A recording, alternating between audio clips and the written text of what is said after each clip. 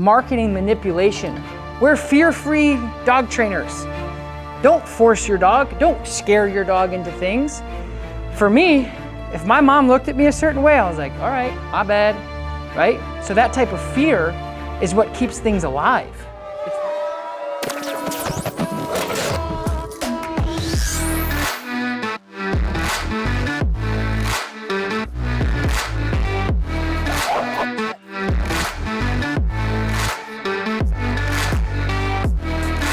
No. Hey, what's going on, guys? Tom Davis here, America's Canine Educator. Thank you so much for joining me today. Today, we have a 7-month-old dog that was recently adopted, dealing with things that you guys are probably dealing with at home. We are getting into the garbage. We are very suspicious about the cat. We're pulling on the leash. We're trying to figure out how, my dog is doing all these things, but I'm unsure on how to discipline my dog. They're not listening. I'm yelling at them. I'm doing things that maybe I found in books, and I'm doing things that I think is right, but none of this is working. So we're gonna dive into the video and create a template on how to build a better relationship with the dog, the best way to really just get in and say, hey, look, this is what you can do, this is what you can't do. I want you to be a dog, I want you to be a puppy, and I also want you to listen. So anyway, so we're gonna dive into this video, but if you haven't yet, do not forget to smash that like button, subscribe to my channel if you haven't already. We're gonna be doing videos like this every single week, sometimes multiple times a week. Anyway, let's get right into the video, guys. Yeah, well, he's a rescue dog, but okay, cool. So how old is Chester? 7 months. So because it's your first session, what I like to do is create a, hey, pay attention to me. It doesn't matter if they're young, old, or we have them for 5 years or 5 minutes. If we don't create like a good engagement process, they basically become glorified roommates. They love us, they care about us, they know that we're kind of a family, but the engagement, they don't take direction, you know? So that's what I want to start off with. We're gonna make sure that that slip is high and tight. Good. Chester, heel. Pop. Good. Heel. Now, one question I get often is it okay if his nose is down and he's sniffing? Yes. The answer is yes. Being a new dog, being a hound, nose is down, expected, fair, I'm okay with it. It's the leash pressure that I'm really focusing on. Making sure that he's not here or here, he's right here. Good heel, buddy. And I'm using my leash here. Pop, pop, pop. There. Pop, pop, pop. Yes, good. Good heel, just like that. Do you see that? So lots of positive. Yes, buddy, good heel. His tail's wagging. So there, he's like, do I have to? So this is, don't chase the cat, don't jump, don't lunge. It's a template. Do I have to do what you want me to do? This is a good opportunity. He goes, no, no, no, there's something good here. It's like empathy, I get it, you're a hound, but at the same time, we're training. Come on, come on, bud, come on. Yes, good boy. Come on. Chester, come on. Come on, bud. Come on, let's try it again. Come on, bud. Come on, Chester. Yes, good boy, good boy, good boy, good boy, good boy. Come on, come on, come on, come on, come on, come on, come on, come on, come on, come on. Yeah. This threshold. Come. In his case, he's like, because that's a hardwood compared to the epoxy. I'm gonna switch to a prong really quick. I could pick him up and carry him. That doesn't really help, right? He has all the leverage in the world. So we're just gonna use a Herm Springer really quick, and I'm gonna switch back over to his slip, but I wanna see if this works, because when he plants like this, he has all the leverage. And so that's a decision he's made to say, I'm not doing it. I either can drag him, I can spend 2 or 3 days like, come on, but we don't have 2 or 3 days. So I wanna see if I'm able to just eliminate some of his leverage by his dead weight. So it's the same thing as the slip, the same mechanics. It's just safer for him to use, so there's not as much pressure on his neck where it's pulling him. Come on, bud. See? Good boy. Come on. Yes! Good boy! Well done! Yes, good boy! Good man. You see the difference? It's nice, right? Dramatic difference. When I'm doing this, I don't want to force the dog to do anything. I don't want to be naive to think, is this dog taking advantage of me right now? Chester, come. Yes! Good man! Good man. Threshold, sit. Yes, pay him. Good boy. Good boy. Good boy. Okay, break. Call him back over. Chester, come. Oh, you're so brave. Sit. Yes. Can we expedite the process with just using a tool humanely, effectively, efficiently, and sustainable? I don't want to this isn't like a cheap fix. It's just, hey, let's just get over this now. And he's like, oh, okay, sure. If I can do that, I'm gonna do it. And we did. The other template is just making sure that you have leash pressure and you have discipline with him. So making sure you're able to give him some sort of punishment if he does stuff you don't like. There's two options, right? We say, okay, I have a dog that I'm responsible for, that is I have adopted, I've bought, I've rescued, I've saved, whatever. It's our responsibility to sculpt this dog's life.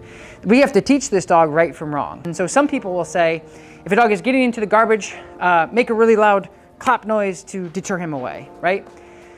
It's aversive. It's, I don't like this, I'm getting out of there. It's okay, it's discouraging the behavior. For me, it's just, I want it to be about me.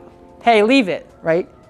And then it's a template. So when I say leave it, it's trash can at your friend's house, the neighbor's house, it's anything, like literally anything.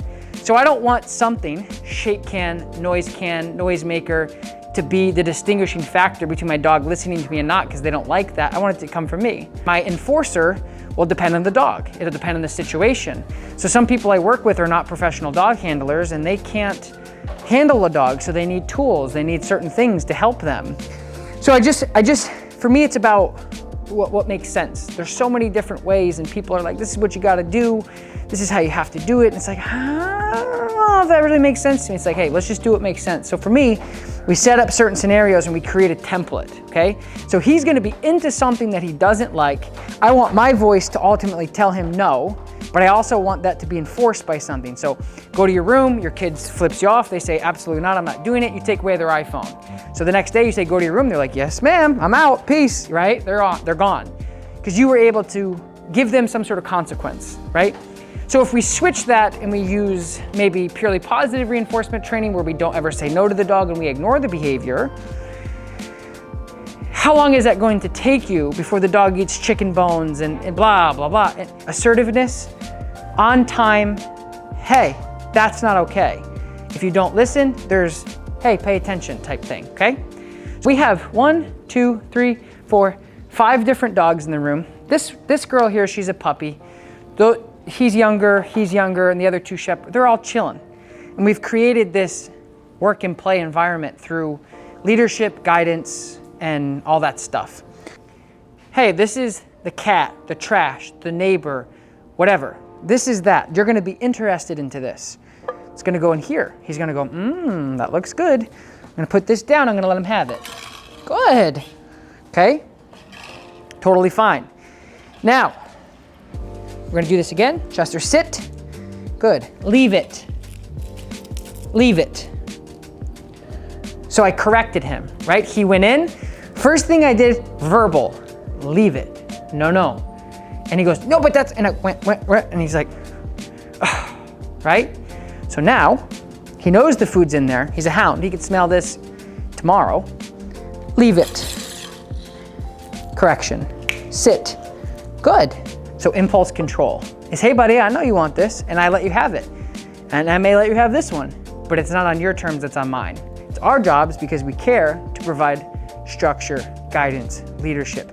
Not because we're being alpha or whatever. We're being clear, we care. He's pretty decent about his food, we do it with treats, but he will not, I mean, he'll never do that if he runs and finds the cat food. Right. And he gets there before you do, and you say, leave it. Yep, that's a great point. One of the biggest differences between the dog actually conceptualizing and capture and respecting the leave it command is, in my opinion, in my experience, because my opinion and my experience are 2 different things. My opinion is what I think. My experience is how many times I've done it and what works and what doesn't. Because I've tried so many different ways of working with, I've been doing it for 13 years every single day, and I'll do lots of this way and lots of that way. I switch it up. I don't want to be a one-man show where I'm like, this is the only tool, this is the only way. To me, that doesn't make any sense because I want to help as many dogs as I can, not just one size fits all, okay?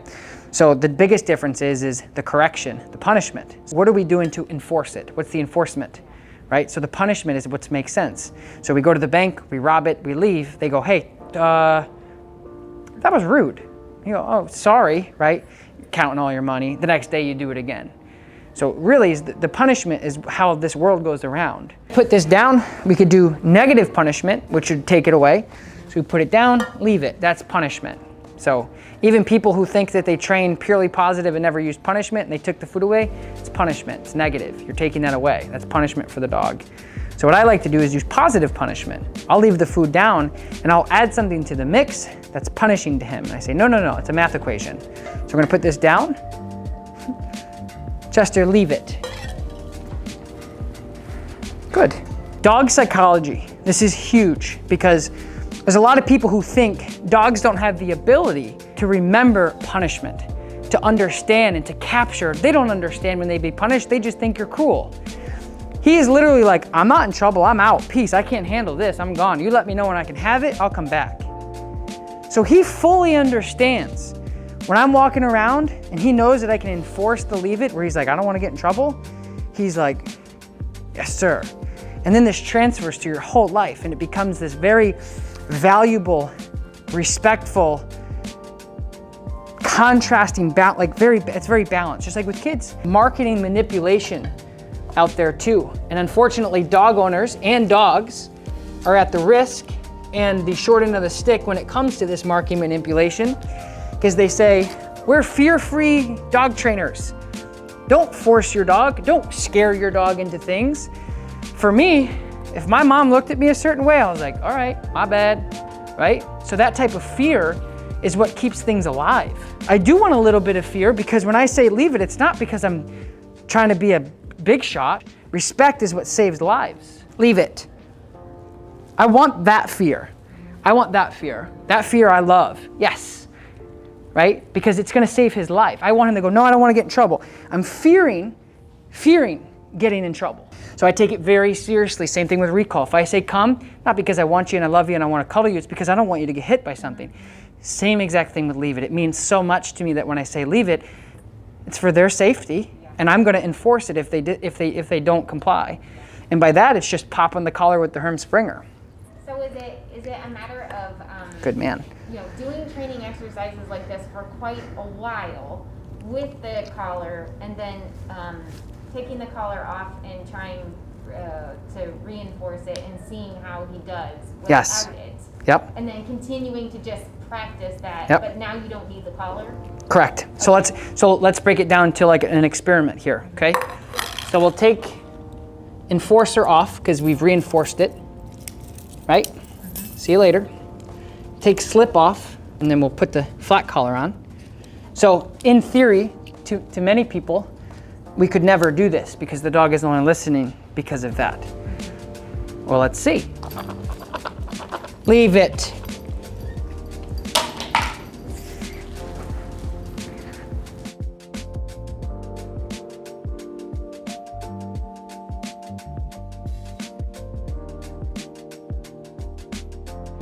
Okay. Sit. Stay. 7-month-old puppy, hound, we taught and forced, So he knew, because I've done that before, he's got consequence. So to me, the question is, when you're training your dog, and it doesn't matter what you're training them for, do you want your dog to respond to, let's just hope that this works? Or do we want them to have some sort of click in their brain that goes, last time I got in trouble for that and I didn't like it? No brainer for me. I train for reality. You're gonna go home, you're gonna live with this dog, with your family, and he's gonna get into stuff because he's a puppy and you just got him and you love him and you don't want anything to ever happen. Now we have the ability to enforce it and say, hey, knock it off, and he's like, got it.